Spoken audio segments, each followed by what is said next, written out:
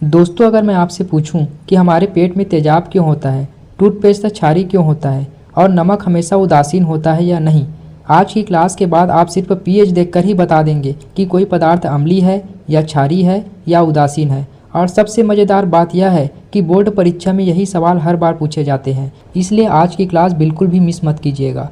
तो चलिए शुरू करते हैं। दोस्तों, मैं हूं हेमलाल साहू और आप देख रहे हैं सीजी बोर्ड सक्सेस एकेडमी। यह अम्ल क्षारक एवं लवण अध्याय की हमारी चौथी क्लास है। पिछली क्लास में हमने अम्ल क्षारक की पहचान और गुणधर्म समझे थे।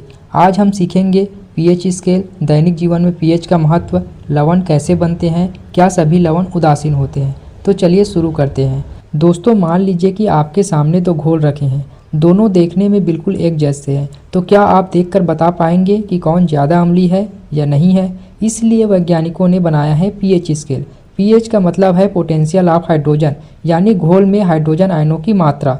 दोस्तों, यदि किसी विलयन का पीएच मान 7 आता है तो वह विलयन उदासीन होता है, 7 से कम आता है तो वह विलयन अम्लीय होता है, 7 से अधिक आता है तो वह विलयन क्षारीय होता है।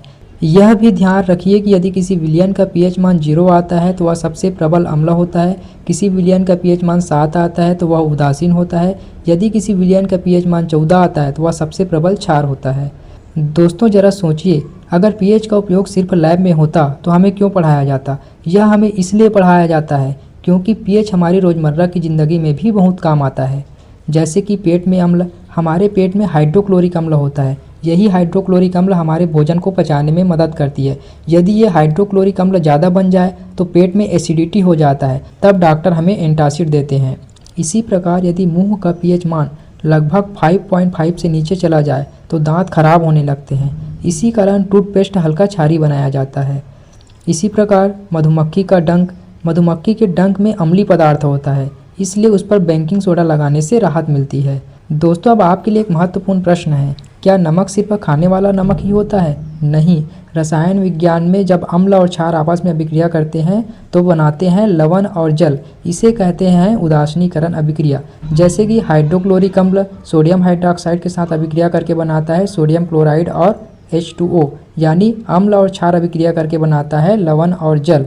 दोस्तों, क्या सभी लवण उदासीन होते हैं? तो इसका उत्तर होगा नहीं, क्योंकि कुछ लवण अम्लीय होते हैं, कुछ क्षारीय होते हैं और कुछ उदासीन होते हैं। अब इसे कैसे याद रखें?